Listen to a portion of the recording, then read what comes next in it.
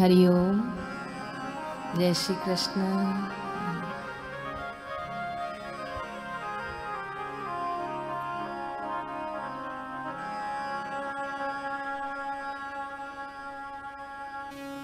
धूप की व्यवस्था हो तो सेवाधारी धूप की व्यवस्था करें। साधक दूरी बनाकर बैठे एक एक हाथ की।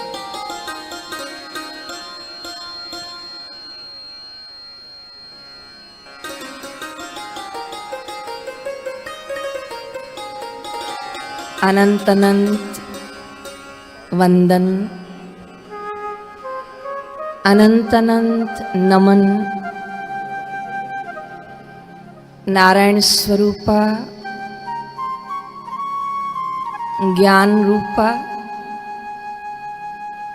आनंद स्वरूपा गुरुदेव के चरणों में कोटि कोटि वंदन। हम सबका खूब खूब सौभाग्य। पावन भाद्रपद मास की पूर्णिमा, तीर्थ क्षेत्र गुरुद्वारा, अनंत गुरु कृपा बरस रही है। सत्संग कार्यक्रम तो राजकोट आश्रम में आज है, लेकिन पूज्य गुरुदेव ने राजकोट वालों को कल भावनगर में ही याद कर लिया था। कल गुरुदेव ने वहाँ बताया कि आज तो भावनगर है लेकिन कल राजकोट है। तो आप लोग की हाजिरी तो अभी लगी है, लेकिन आप लोगों की गुरुदेव के हृदय में हाजिरी कल ही लग गई। तो अनंत अनंत कृपा के दर्शन, पावन पूर्णिमा का पर्व देश विदेश में इस समय मंगलमय चैनल के द्वारा राजकोट आश्रम का सीधा प्रसारण चल रहा है। गुरुदेव की ऐसी भावना थी कि ये जो 3 कार्यक्रम हैं गुजरात आश्रम के, ये पूरे सब लोग विश्व में दर्शन करें और अनंत अनंत आज के दिन की महिमा है। एक तो आज पूर्णिमा का पावन पर्व है, साथ ही साथ भगवान संबत सदाशिव का वार सोमवार है और उस पे भी सोने पे सुहागा के गुरुद्वार है। तो हर ओर से आज सोना सोना चांदी चांदी है कि गुरुदेव के आशीर्वाद से कृपा से आज हम लोग सत्संग गंगा का पान करेंगे। साथ ही साथ आज के दिन से श्राद्ध पक्ष प्रारंभ हो रहे हैं। पूर्णिमा का जो श्राद्ध होता है वो ऋषि मुनियों का श्राद्ध होता है, जिन्होंने संन्यास लिया हो, जिनकी गणना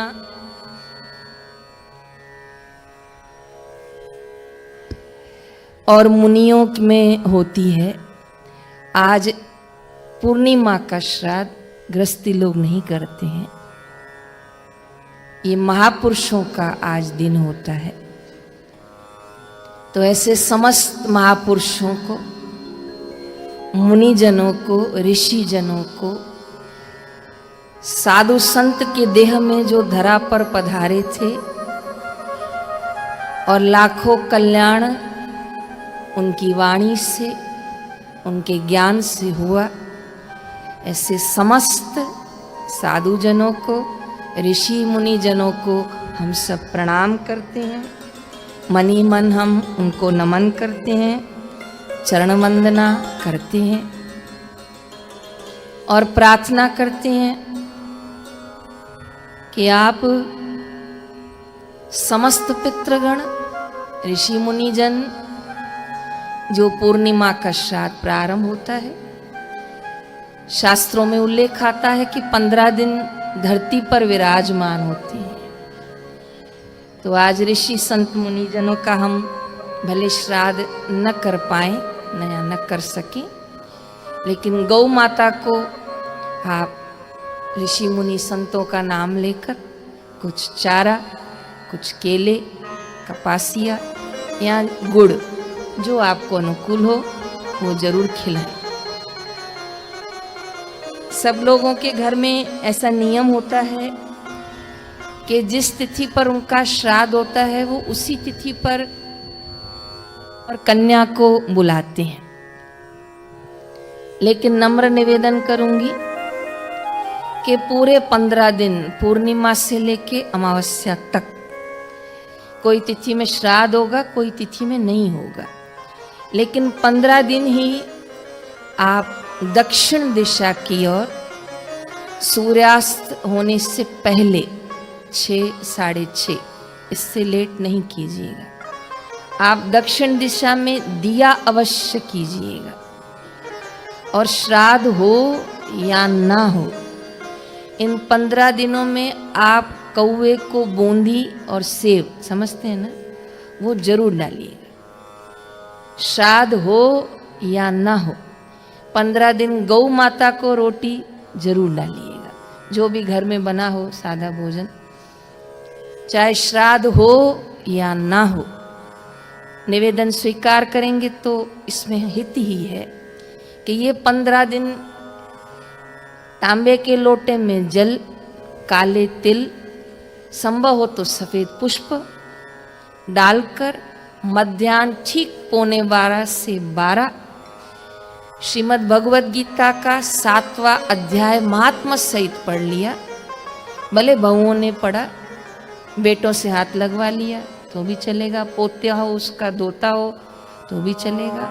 और ठीक 12 बजे सूर्य भगवान के आगे खड़े होकर समस्त पितरों को प्रणाम करते हुए वो 7वें अध्याय का पुण्य सूर्य भगवान को अर्घ्य दिया, तुलसी में डाल दिया।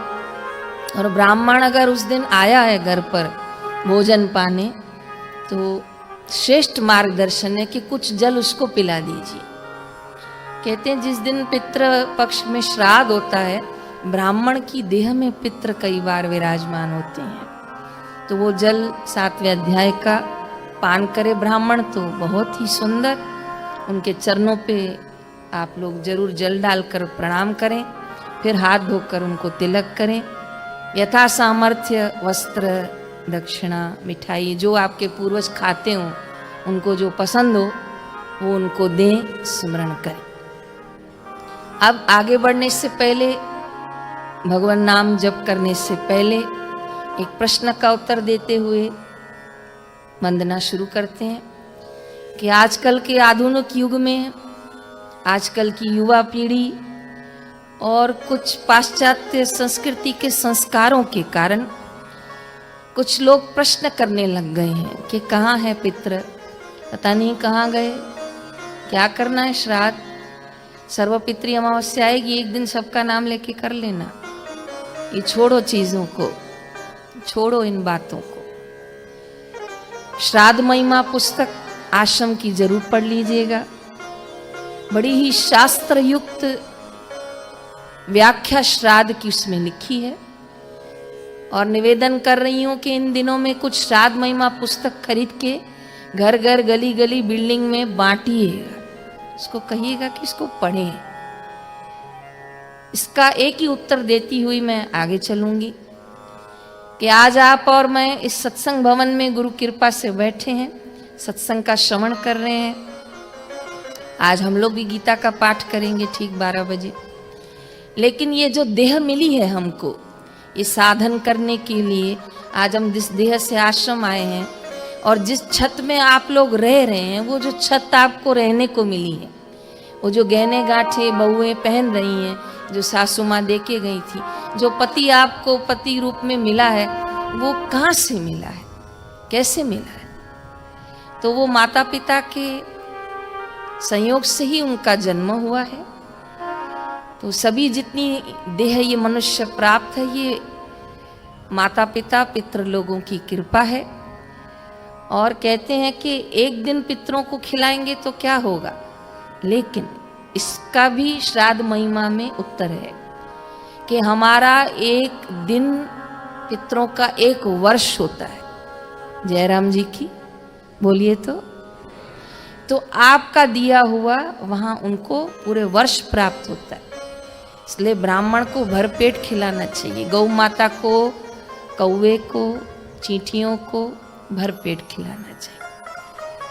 अब रही बात कि कोई यदि न मानता हो, ऐसी नौबत है उसके घर में, तो फिर इन 15 दिनों में फल लेकर, अपने बड़ों का नाम लेकर छोटी छोटी कन्याओं को फल और दक्षिणा दे दिया करो और गीता 12 बजे पढ़ लिया करें तो अति उत्तम श्रेष्ठ। मेरी वाणी छोटी और श्राद्ध महिमा अनंत, इसलिए मैं सभी मेरे यहाँ बैठे हुए भाइयों से, जो घर की बहुएं हैं, उनसे निवेदन कर रही हूँ कि इसमें लापरवाही ना करें। मैं ऐसे ऐसे घरों की साक्षी हूँ जिनमें कोई दिया जलाने वाला नहीं है। कन्या उनके घरों में हो गई, स्वागत है, कन्याओं का मना ही नहीं है, लेकिन इस तरफ घर चला के घर में कोई दरवाजा खोलने वाला नहीं है।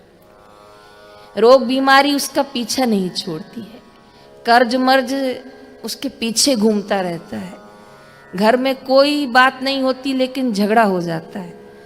बाहर रहो तो ठीक, घर में आओ तो मन में क्लेश। एक दवाई जाती है, दूसरी 2 दवाई दरवाजे पे खड़ी रहती है। तो कई बार न चाहते हुए भी ऐसी परिस्थितियों का सामना पितृदोष के कारण करना पड़ता है। इसलिए श्राद्ध पक्ष में तो विशेष ध्यान रखें और हर अमावस्या पे भी खीर बनाकर ब्राह्मण को, गरीब को, बड़ों का नाम लेकर जरूर देनी चाहिए। और अंतिम निवेदन कि आपके घर में जो दक्षिण दिशा में आप लोगों ने अपने वडील जनों के, अपने बड़े जनों के चित्र लगाए होंगे, फोटो लगाए होंगे, ये 15 दिन ही आप उनको अगरबत्ती, दिया और चंदन की माला या फूल की माला जरूर अर्पण करेंगे।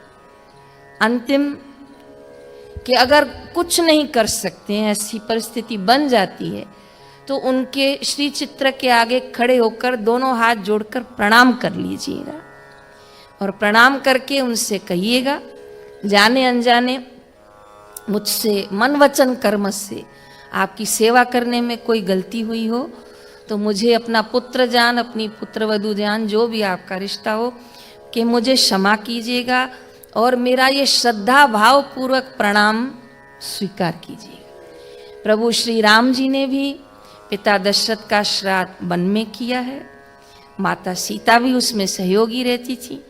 अयोध्या में भी राजा दशरथ का श्राद्ध श्रद्धा भाव के साथ माताएं कौशल्या आदि करती थीं। और प्रत्यक्ष आंखों से जो मैंने देखा है कि पूज्य बापू जी जब अहमदाबाद आश्रम में विराजमान होते हैं, यहाँ जहाँ भी बापू विराजमान होते थे, तो पिता थाऊमल और माँ महंगी बा का श्राद्ध बापू जी श्रद्धा पूर्वक ब्राह्मण के विधि विधान के साथ करते हैं। ये मैंने और आपने सबने दर्शन किया। और साथ ही साथ बापूजी को मैंने इन आँखों से मैंने दर्शन किए कि जब सर्वपितृ अमावस्या थी, ब्राह्मण बापूजी से अर्पण तर्पण करवा रहे थे, तो बापूजी ने वो जल आह्वान किया कि जितने भी पितृ अतृप्त हैं, जितने भी पितृ असंतुष्ट हैं, जितने भी पितरों को लोक लोकांतर में गति नहीं मिल रही है, मैं अर्थात गुरुदेव ने अपना नाम लिया, जाति मेरी ब्रह्म, गोत्र मेरा आनंद, और मैं आज ये समस्त जो गुरुदेव ने उस दिन गीता का पाठ और वो जो अर्पण तर्पण किया था, मैं उनकी सदगद्दी के लिए अर्पण करता हूँ। और बापूजी ने विशाल तौर पर दोनों भुजाएं खोलकर उन सभी पितरों को उस दिन अर्पण तर्पण किया जो समस्त लोकों में से धरती पर आए हुए थे। तो ये प्रत्यक्ष अनुभव हम सब उनके दृष्टा हैं कि संत महापुरुष भी इन नियमों को पालते हैं। तो मैं सभी बैठी हुई माताओं से, मेरे भाइयों से, गुरु भाइयों से निवेदन करूंगी, इन 15 दिन में कोई लापरवाही न करें। जब श्राद्ध हो रहा हो तो घर में कोई भी बड़ी आवाज़ से गान नहीं चलना चाहिए। जब श्राद्ध हो रहा हो तो कोई धूमधाम तेज तड़ाका घर में उस समय नहीं होना चाहिए। उस दिन घर में सादा भोजन, हो सके तो श्राद्ध करने वाला एक समय भोजन ले। इस तरह श्राद्ध पक्ष के दिनों में घर में शांति बनी रहे, गीता का पाठ होता रहे, पूजन होता रहे और बड़ों के आगे नतमस्तक कर प्रणाम करें। ऐसा मेरा आप सब लोगों से निवेदन है, ताकि आपके घरों में सुख शांति रहे, बरकत रहे और गुरु भक्ति, गुरु कृपा से आपके परिवार फलीभूत हों।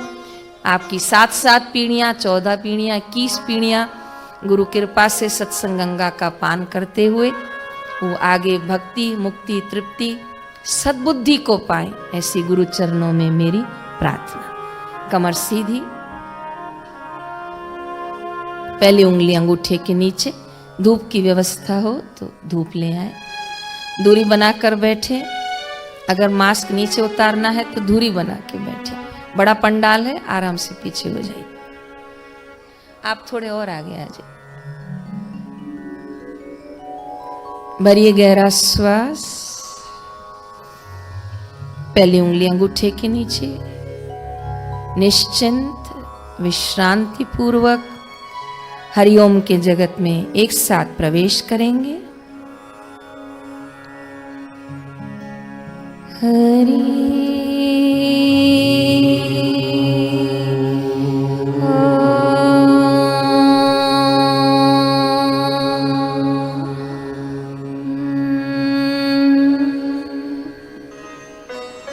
मन में कोई विचार न चले, कोई द्वंद्व न चले, कोई चिंतन न चले, केवल निश्चिंत होकर हरिओम के जगत में प्रवेश विश्रांति के साथ। भरें गहरा श्वास, आंखें बंद, ध्यान आज्ञा चक्र में।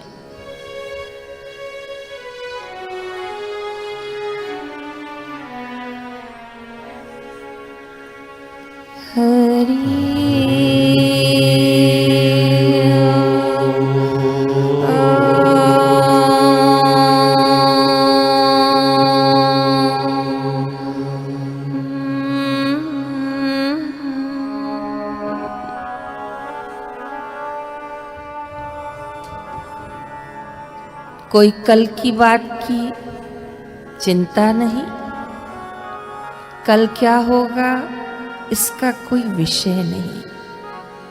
निश्चिंत नारायण, 16 कलाओं से आज चंद्रमा पूर्ण, हृदय मन को शीतलता आज प्रदान। भरें गहरा श्वास,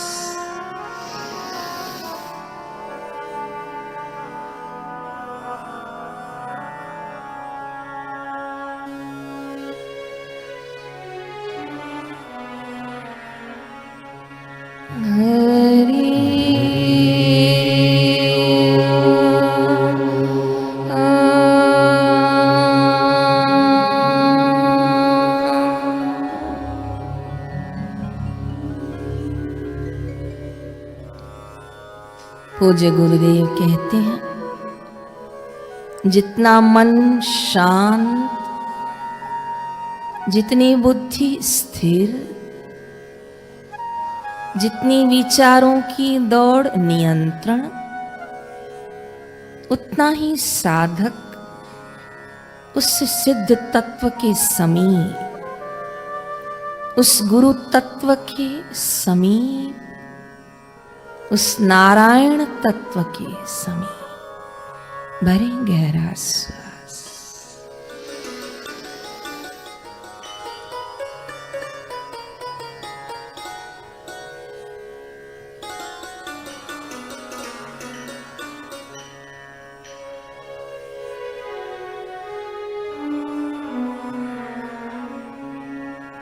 हरि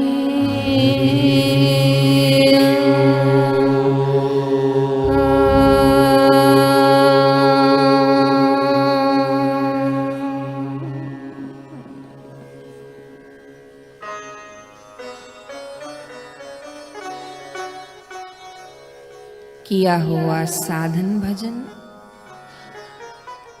किया हुआ जप तप कभी व्यर्थ नहीं जाता। विकराल और विपरीत परिस्थितियों में ये गुरुदेव का सत्संग हमारा सच्चा आधार बनता है। और जो इस अभ्यास को आधार बनाता है उससे लौकिक रिश्तों की आधार की कोई विशेष आवश्यकता नहीं होती। इसलिए अपने अभ्यास को दृढ़ बनाएं। पुनः गहरा श्वास, धूप के पवित्र वातावरण में श्वास को लीजिए, रोकिए।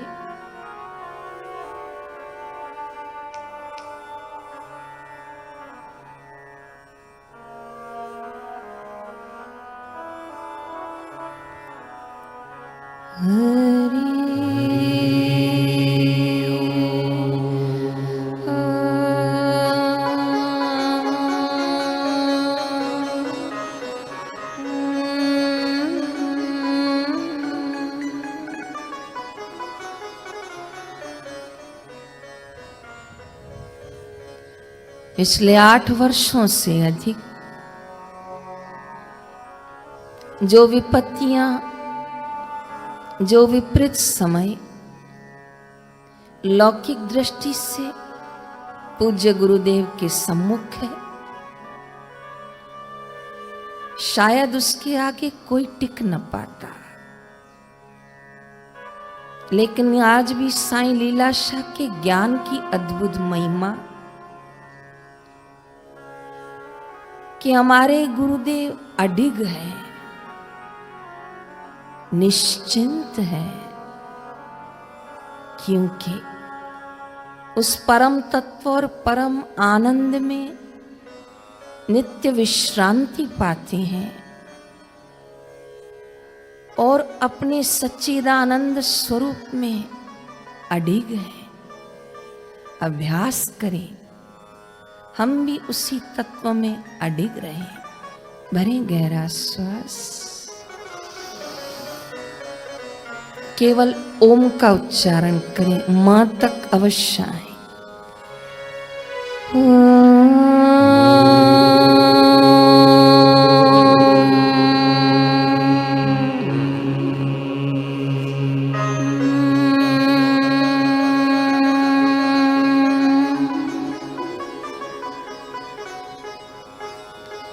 नानक दुखिया सब संसार, सुखिया वही जिसको गुरु के ज्ञान का आधार। एक नजर तो देखिए, निगुरे संसारी लोग किस तरह बिन आग के जल रहे हैं। अनंत प्रणाम कीजिए कि गुरुदेव ने ये छत्र बनाए, ये आश्रम बनाए कि साधक आके इसकी ठंडी छांव में बैठ के, गौ माता की चरण धूलि में बैठकर उस अपने स्वरूप को जानने का अभ्यास करें। चलिए फिर से अभ्यास में आगे बढ़िए। भरें गहरा श्वास, केवल म का उच्चारण कीजिए, केवल म।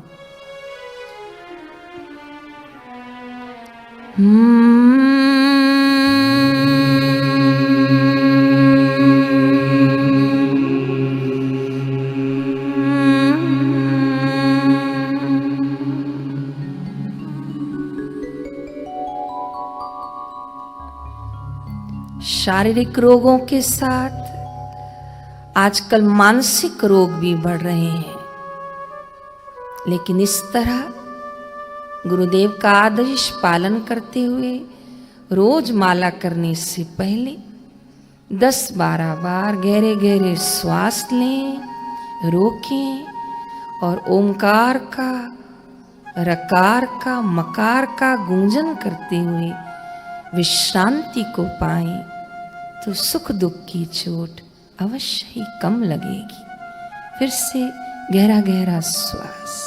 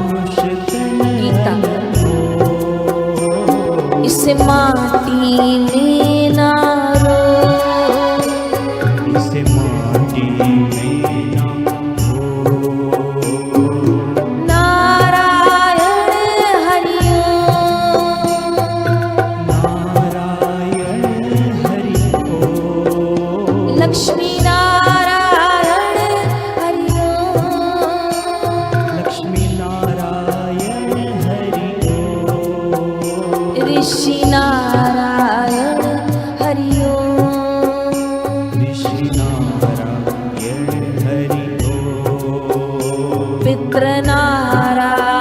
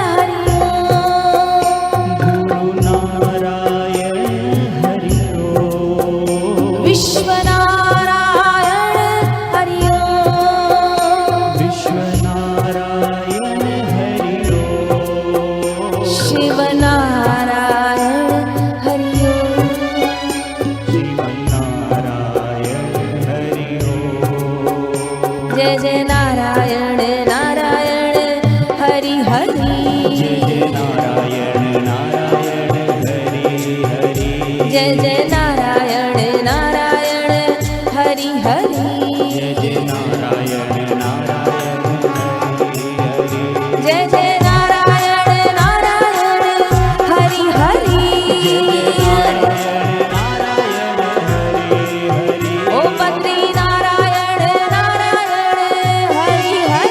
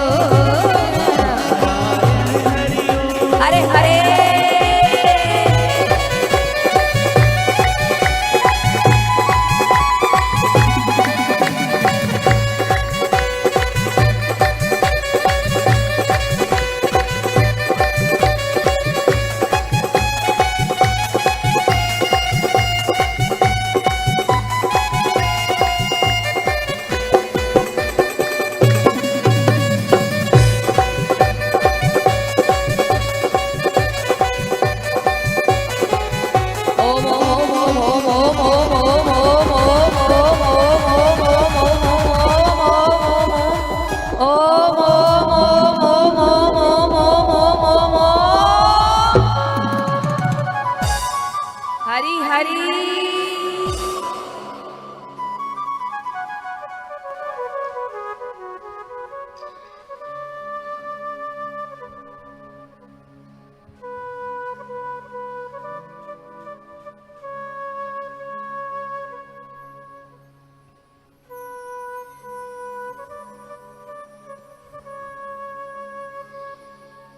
तेरी श्वास श्वास में तेरी श्वास श्वास में जय जय नारायण हरि ओम। जय जय नारायण हरि ओम।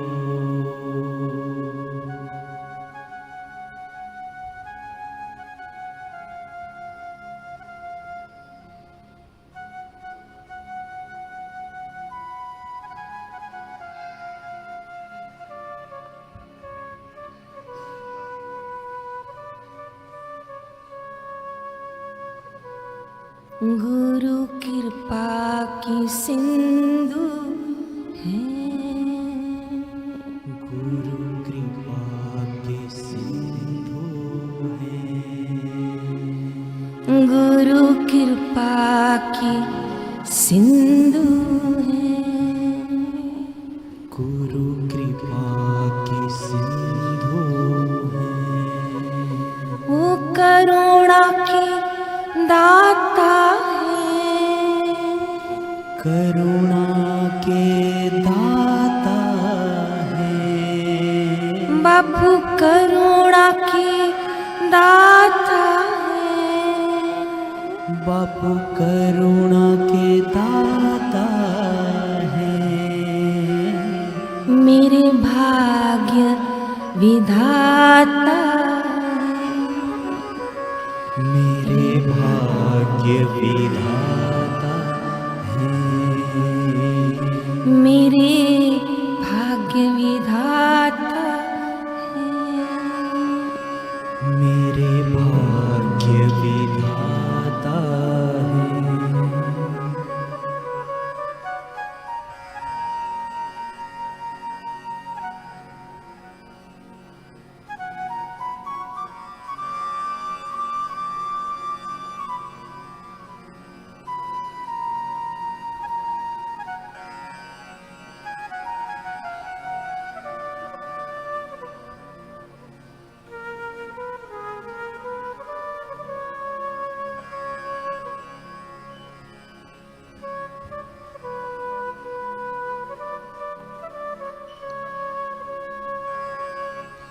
गुरुदेव तुम्हारी जय जय हो, गुरुदेव तुम्हारी जय जय हो, मेरे बापू तुम्हारी जय जय हो, मेरे बापू तुम्हारी जय जय हो, विश्वनाथ तुम्हारी जय जय हो, विश्वनाथ तुम्हारी जय जय हो, सोमनाथ तुम्हारी जय जय हो, सोमनाथ तुम्हारी जय जय हो, गुरुदेव तुम्हारी जय